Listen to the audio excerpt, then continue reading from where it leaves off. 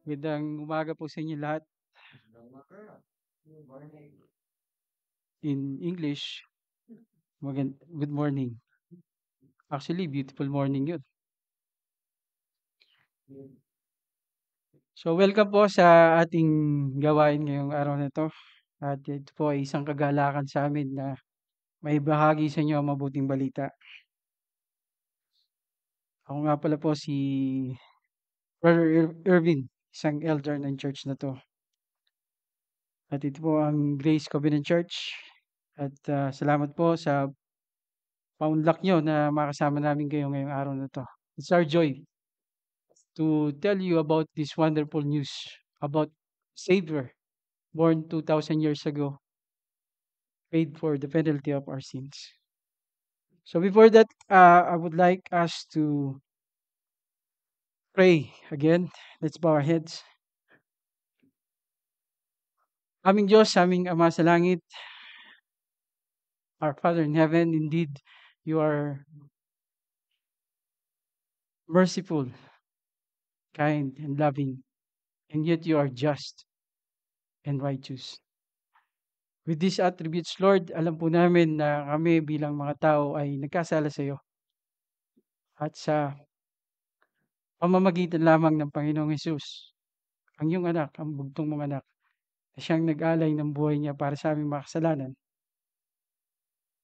Siya lamang ang tagapagmagitan namin tanging sa inyo. Salamat, Panginoon, sa katotohanan ito. Nawa ay maunawa namin ang aming mapapakinggan at mapapag-aralan. Maging treasure nga po ito sa aming mga puso. And may your Holy Spirit guide us and convict us as we hear the message of your gospel. This all we pray in Jesus' name. Amen.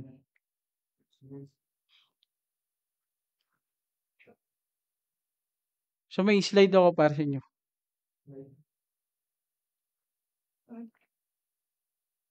So ang first point, ang main point natin ay the message of salvation in Jesus Christ's resurrection for the forgiveness of our sins. And this is what we are preaching here in this pulpit. So this is taken from the book of Acts, chapter 13, verses 13 to 52. So before that, I would like to give you a short story. Alam ko, mga Pilipino mahilig sa story eh. So this story was about Jonathan Edwards. He was a pastor of a congregational church in New Northampton, Massachusetts. This is in USA, of course. And a future president of Princeton College. The date was 1741. It was almost 200 years ago. And the place was Enfield, Connecticut. At si Jonathan Edwards was invited to preach, invited to speak.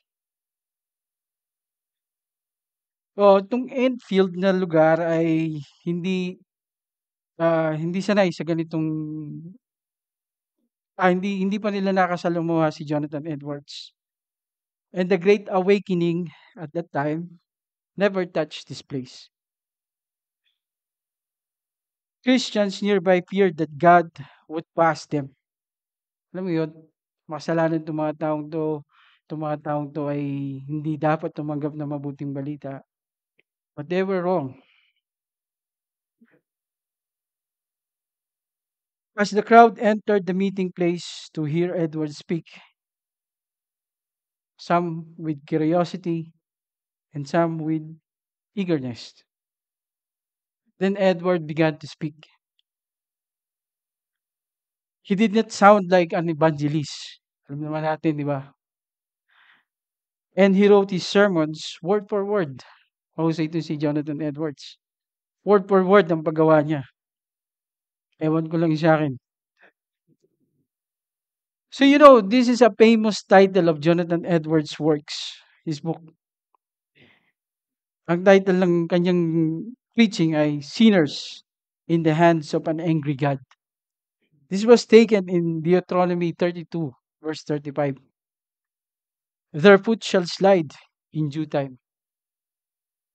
Sila ay mahuhulog sa tamang oras. So dito, pinakita ni Edward ang kondisyon ng bawat tao. He said that walks in the slippery places is every moment is liable to fall. O nga naman, kung ikaw ay naglalakad sa isang madulas na bahagi, ay anytime ay pwede kang madulas. He cannot foresee one moment whether he shall stand or fall. So walang katiyakan kung ikaw ay naglalakad sa isang madulas na lugar. Kung ikaw ay patuloy na makakalakad ng diretso, madudulas ka. So to cut it short,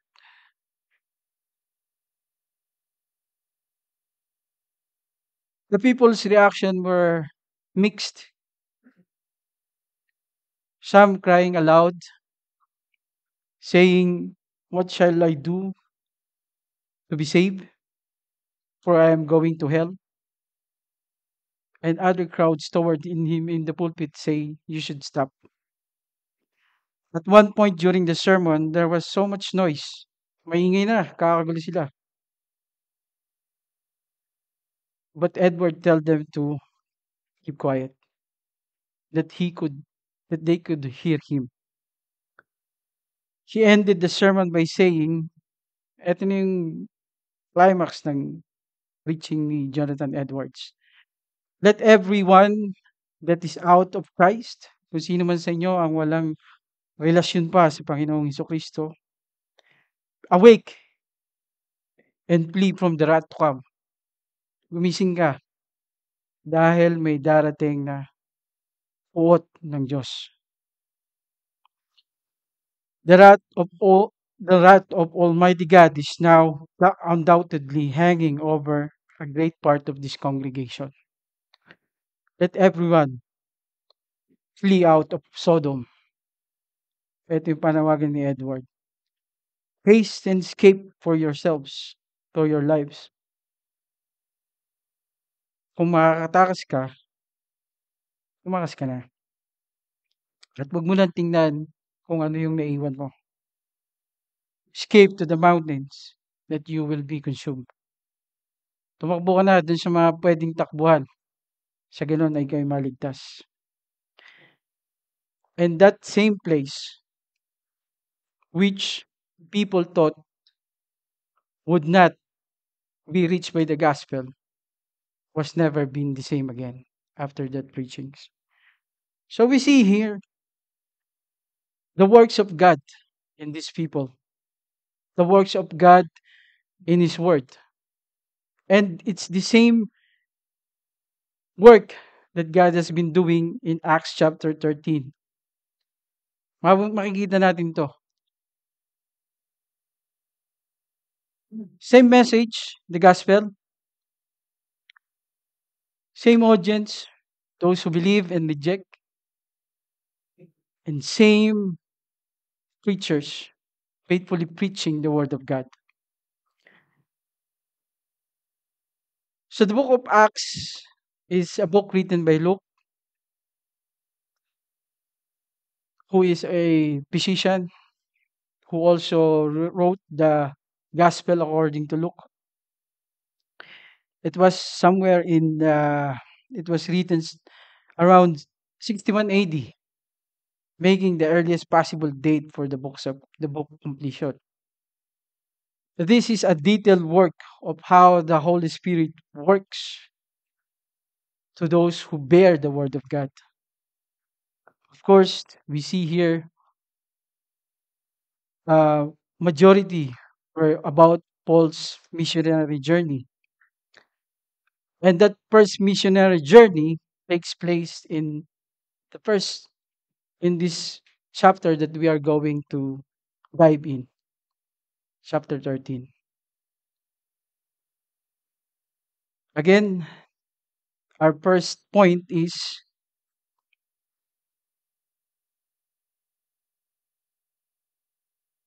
preaching the good news or preachers of the gospel.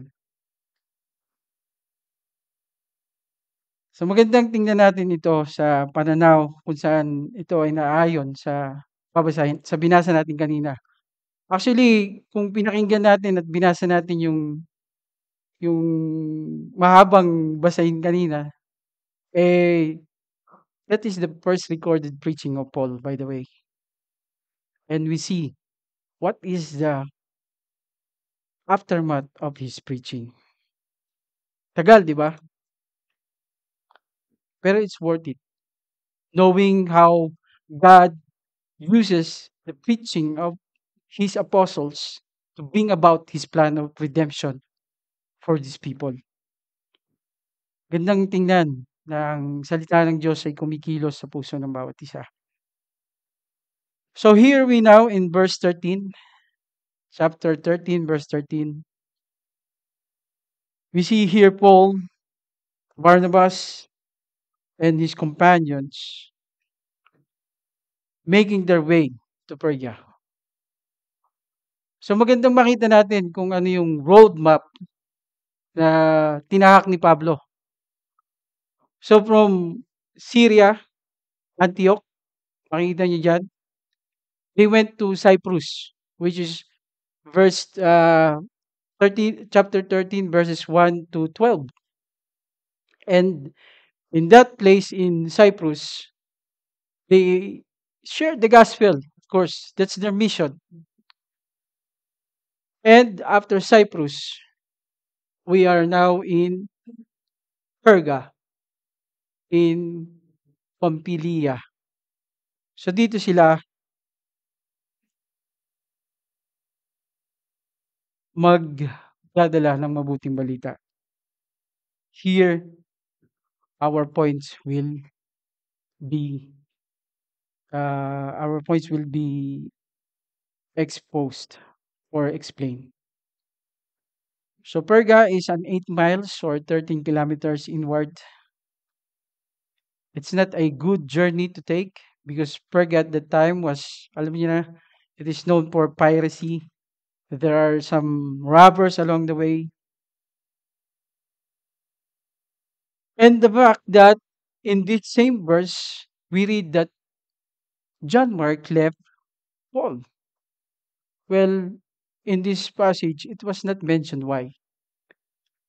Umalis daw si Mark. Kilala niyo ba kung sino si Mark?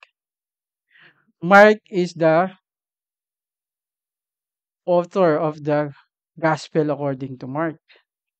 And he is one of Paul's companion in this trip.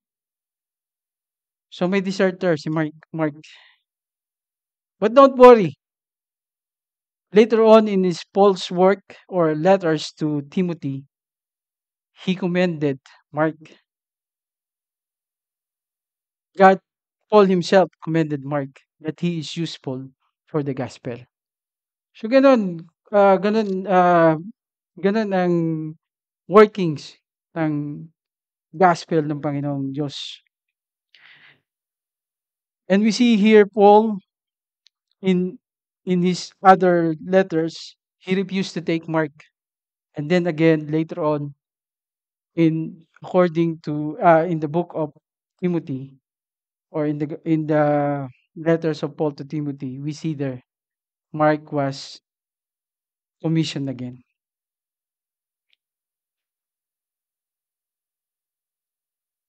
So in verse 14, we see there that Paul did not they passed through Perga.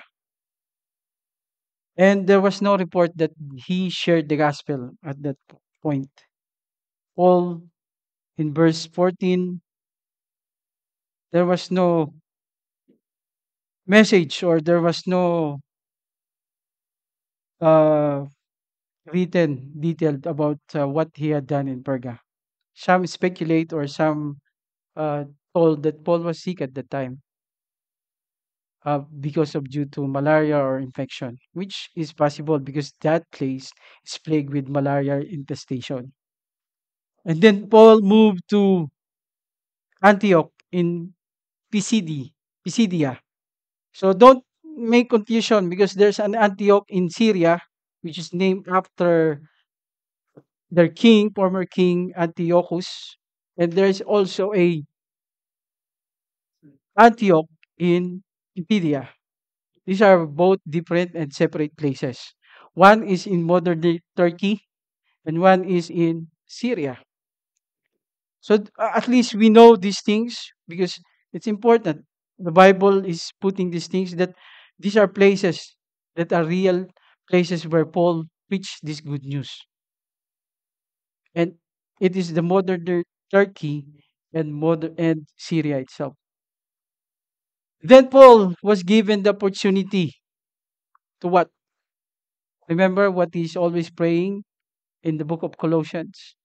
Lord, give us the opportunity, the door that we may share the gospel. Here, from the reading of the law, verse 15, after the reading of the law and the prophets, the rulers of synagogue sent a message saying, brothers, if you have word of encouragement for the people, say it. Well, that's a good gesture. Actually, in ancient Jewish culture, they used to do that. Invite someone with a standing to tell them about the good news. Or not the good news, of course, about the law and the prophets. Usually, this is the main topic of this, the law and the prophets. So it's a regular synagogue service where they read the Shema, hear or listen. It is in uh, Numbers 15. Hear, O Israel, the Lord our God, the Lord is one. And there is also the Shemone and Torah. So this is how they carry out their service, not unlike our service here, of course. So in this time, Paul was given the opportunity. It was sent to him. The message was sent to Paul. Ang sabi sa kay Pablo ay, pagkatapos basahin ang kasulatan, ang kautusan, ay sinabi dito, kung meron kayong sasabihin, encouragement para sa mga narito, sabihin nyo na. And what did Paul do? Did he, wala mo na, pass. No! Paul stood up, motioning with his hand. Sabi siguro ni Pablo, dyan lang kayo. And this is what Paul said. Men of Israel, you who fear God, listen. So there are two types here, the Jews and the proselytes, which is who you fear God. That's why there is an end. And the God of Israel, this is what Paul, this is the first recorded in Paul's preaching actually. The God of Israel chose our fathers and made the people great during their stay in the land of Egypt. Doon lang muna tayo. Land of Egypt. What is Egypt? Of course, we will find these historical records or accounts of Israel in the book of Exodus, our Bible study. And we see here how God rescued these stiff-necked people from their oppressors. And who are their oppressors? Of course, it's the Egyptians who made their life miserable because of their envy with the Israelites. And God take them out from this land and guide them to the wilderness. And for 40 years, He put up with them in the wilderness. They were in the wilderness 40 years. These people make an exodus, an exit, bringing their things. And what did God do for them? He rescued them. And what else? He provided for them. God is the one who sustained these people throughout their 40 years in the wilderness. Not only that, God Himself destroyed the seven nations in the land of Canaan. And to His promise, He gave their land as inheritance. And all this took how many years? 450 years. 400 years in the slavery of Egypt. 40 years in where? In the wilderness. And 10 years conquering Canaan under Joshua. So we see how these people are very uh, loved by God. And this is the preaching of Paul. Paul is bringing the listeners, yung mga nakikinig dito, to what they really know. Remember, these are a synagogue, place of worship. Can you please, yan. This is where the Jews are to attend or to have their service. You can see there the pulpit and the courtyard where the people sit, and the separation of men and children were there. So itong ina-address ni Pablo ay marunong to. They know what is being read to them every day, every Sabbath day, about the book of the law and the prophets. They are very well acquainted. And then, after 450 years, God gave them judges. See, still, we are in the historical account of Israel until Samuel the prophet. A very, uh, until Samuel the prophet. It means there is a sent prophet who is also a judge, Samuel, who they asked for a king. And what did God give them?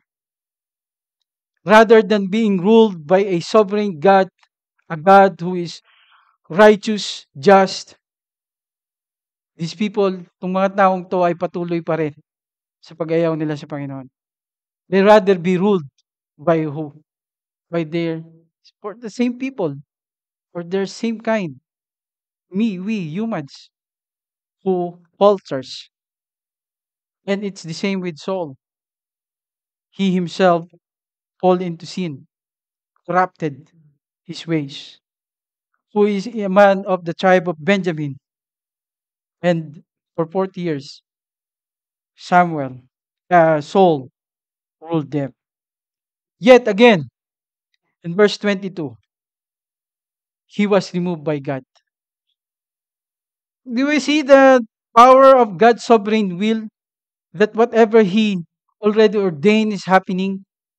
That indeed, He is the one who is in control, regardless of who is in the position. We see here the Egyptians, the Israelites, and now the kings of Israel, Saul, he was removed by God. We can all always have the assurance that we have a God who is in control of everything that is happening. And then Saul was replaced. A remarkable remarks from God Himself.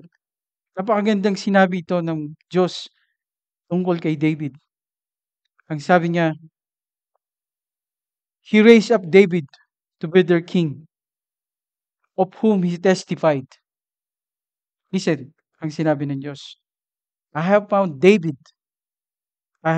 in David, the son of Jesse, a man after my heart, who will do all my will. A command from God, from this man, which we know is also a sinful man like us. Yet, by God's grace, he persevered to do the will of God. And Paul, again, in verse 23, reminded them of what was promised to Abraham, and that is the promise of spring. These Jews are very familiar. They know that there is a coming Messiah. They know that there was a promised offspring who is brought to Israel, who is the Savior. And that Savior is named Jesus Christ. Salvation is from God. And remember, these are all promised by God. Why pangako ng Diyos sa mga taong ito. And that through Abraham, many nations will be blessed. And that's God's promise. Through David lineage, the Savior will come. And we know this. After David, we are now in the New Testament. After the book, after what we have said there, Paul is jumping now to what is being done across Jerusalem. He said in verse 24, before his coming, John proclaimed a baptism of repentance to all the people of Israel. So we see here, John himself, John the Baptist, proclaiming the coming Savior. And he did this. And as John was finished his course, John was doing what he's supposed to do. Bring them the news about the coming Savior, who is Christ our Lord. He said, John himself said, what do you suppose that I am? Am I not he? But behold, after me one is coming, whom I am not worthy to untie the sandals. So makikita natin dito, John himself is saying, I'm not the Messiah. In this passage, we see, can you please go back to the... So between, no, the first point. So in these 13 to 25 verses, which I told you already, that Paul was preaching about this message, the message of salvation for these people in that synagogue. Dito ay hinayag ni Pablo ang salvation, the resurrection of Christ, that they may have forgiveness in Him. So how wonderful is this passage that we see how God is working. Remember what I shared to you about the preacher Jonathan Edwards? Again, same message, same preacher, faithful preachers preaching the word of God, and the same people were there. Those who will accept and those who will reject the message of salvation. Paul, indeed, was faithful in delivering the message of salvation to these people, to his people, the Jew. And it was God who himself authored this. For our point number 2, exhorters of the gospel.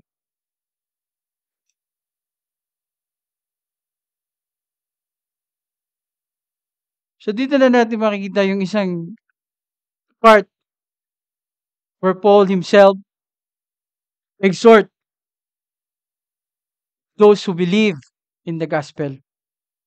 So we see here Paul and Barnabas. Barnabas said, and Paul, in verse 42, he said, as they went out, the people begged that these things might be told next Sabbath. And after meeting At the synagogue, they broke up with many Jews, and the both converts to Judaism followed Paul and Barnabas, who, as they spoke with him, urged them to continue in the grace of God. So we see here, same as what Jonathan Edward did, that they may continue in the grace of God, that these believers may grow in the knowledge of God. And it was, remember that it is not God, it is not Paul or Barnabas who's causing them to believe the gospel. It is the work of God, the Holy Spirit, to quench their hearts of stone, that those people who are hearing the word of God may have hope in Christ alone. Nakita natin to. They were eager again the next day, the next week, when they know that there is hope for them and the hope of eternal life in Christ alone. Yet, in some, and after these passages, we see here the last point, rejectors and acceptors of the gospel. But when the Jews saw the crowd, they were filled with jealousy and began to contradict what Paul, what was spoken by Paul. Eh, pinakita rin ni Pablo, he already laid down what what are at stake and what do they believe. Yet they revile him rather than submitting to the scripture, to the will of God. Itong mga Hudyo, they rather contradict Paul. Not only contradict them, but they revile him because they were filled with jealousy. And this only mirrors the conditions of the heart of man. Indeed, if God does not cause your hearts of stone to believe in what Paul has already spoken about the good news, tayo rin, gano'n. Sasabihin natin, same-same lang. Pare-parehas lang yan. But here we see those who believe, yung mga nanampalataya, it says there, salvation was proclaimed to them. There is an evidence of salvation. And we read it already. There is a resurrected Christ. The hope that we have. Meron pong ebidensya kung same-same lang. And that's the dividing factor. We have a resurrected Savior. We have a risen Savior. Without His resurrection, of course, same-same lang. Wala kasing nabuhay nung namatay. But here, clearly, Paul points out that there's life, eternal life, those who put their trust in Christ Jesus. And yet, the Jews were unable to hear this gospel message. Rather than submitting, they rebelled against this message. And yet there is hope. And we see this. Lagi natin ito nakikita. There is a response when you deliver the message of hope, when you deliver the message of salvation for those whom God has predestined before the foundation of the world. He causes their hearts to believe. Anong ginawa ng mga nananampalataya? Verse 48. Ang sinabi nila, and when the Gentiles heard this, they began rejoicing and glorifying the word of the Lord, as many was appointed to eternal life and believe. What a message! This is the assurance that when we share the gospel of God, indeed there will someone will respond. Those someone were God people. Hindi po walang hit or miss. There is a sure providence from God that His message will not come back accomplishing what He has pre-planned before the foundation of the world. And indeed, here we see, in Jonathan Edwards' preaching we see, and also in this church we see, that indeed God is a sovereign God. As we sing the songs, He is the one who causes the heart of stone to be a heart of flesh, that you may obey and serve Him. But still, in verse 50, but the Jews incited, hindi pa nasiyahan itong mga Hudyong to. Kumuha pa sila ng mga padrino. Kumuha pa sila ng iba pa para makianib sa kanila. And what did these people did?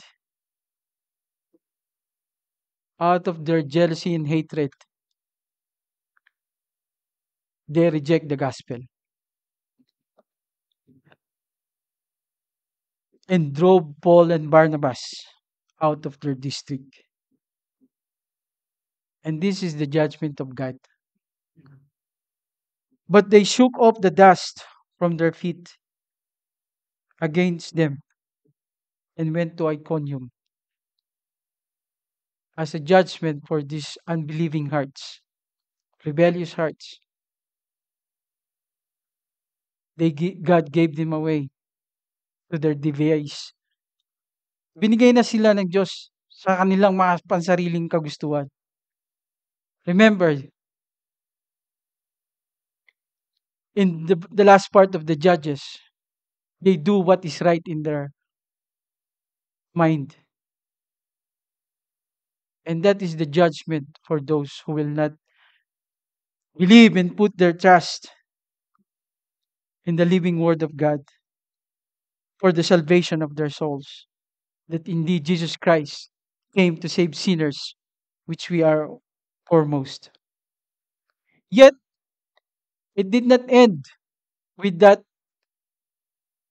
heart heartache for Paul and Barnabas.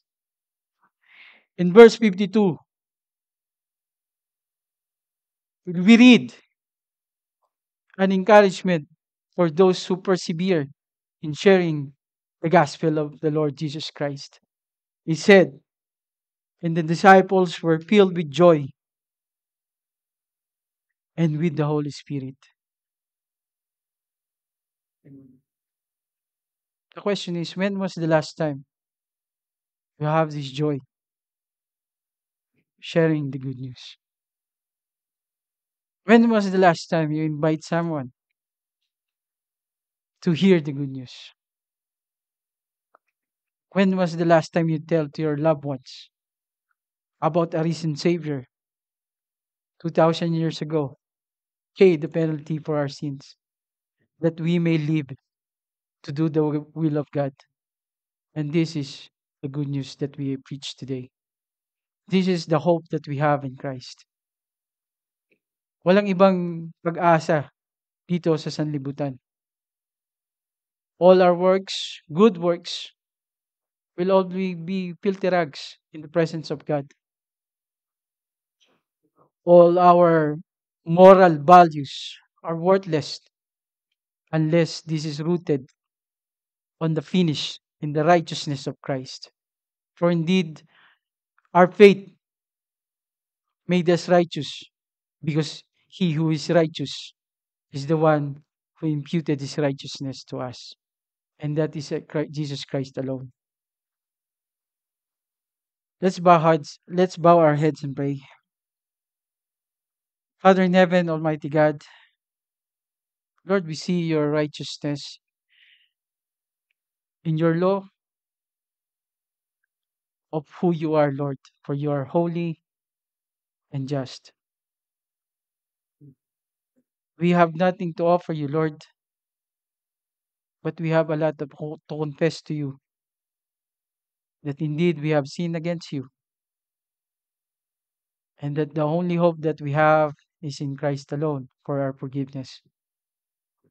Our goodness alone, our good works will not merit our eternal life, but only what Christ have done on the cross. Thank you, Lord, for this wonderful message that we have heard today. Bless this in our hearts, that we may always preach it, not only to us, to ourselves, but to the ones we love. That indeed Jesus came to save sinners, and we are the foremost of it. Amen.